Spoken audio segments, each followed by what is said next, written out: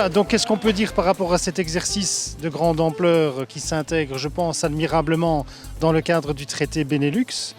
La grosse difficulté pour les policiers qui interviennent au Luxembourg et les Luxembourgeois lorsqu'ils interviennent en Belgique, et ce fut le cas lors de la manifestation des agriculteurs il y a, je pense, 1 an en Belgique, c'est de bien cerner la technique, que ce soit les mouvements de base, je dirais, pour pouvoir comprendre le dispositif qui est mis en place au Grand-Duché. Et ça, c'est bien prévu dans le dispositif du traité Benelux, où on demande, lorsqu'il y a une intégration de forces, c'est que ces forces soient au courant de la technique. Parce que intégrer, je dirais, du personnel, s'ils ne connaissent pas les techniques, c'est quasiment une mission impossible. Et alors je pense que l'exercice qui est organisé aujourd'hui par la police grand-ducale est un exercice très intéressant parce qu'il permet, à travers des ateliers, de pouvoir comprendre la technique et de pouvoir aussi percevoir les différences, je dirais, dans la philosophie d'action. En Belgique, nous avons les teams arrestation et les teams observation qui interviennent, mais ils interviennent, je dirais, différemment avec le team preuve, notamment les caméras, donc pour enregistrer les auteurs d'infractions. Bon, von letzter Seite, wie mein belgischer Kollege auch schon gesagt hat, war wirklich eine Réussite. Die 2D haben festgestellt, dass wir aber viele Gemeinsamkeiten haben, viel mehr denen zu schaffen, für sich kennenzulernen.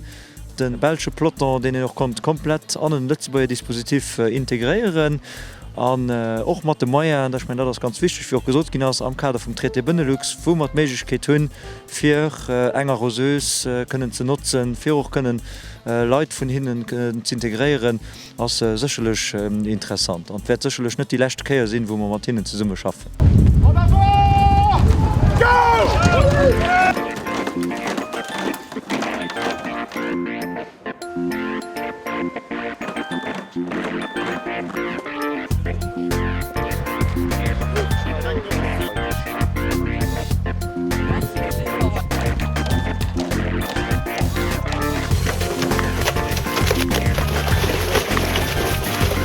Okay, komm weg, komm weg! Hang on, push, so bad, son!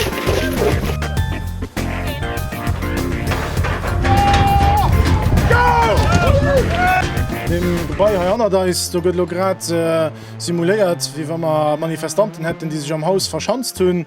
Mi hunn Lot Méiglechkeet mat 5 Sektionen, an diesem Fall 4 Lützeburger Sektionen, also komplette Plotter, mat enger Belger Sektion, die man als Renfort krit hunn, fir de Hausloheit ze raumen. Die Idee sind sech, dass ma 2 Sektionen am Haus raschicken bis ganz hinner, die da gucke fir Haus effektiv eidel zu machen, Zimmer für Zimmer, Etage für Etage.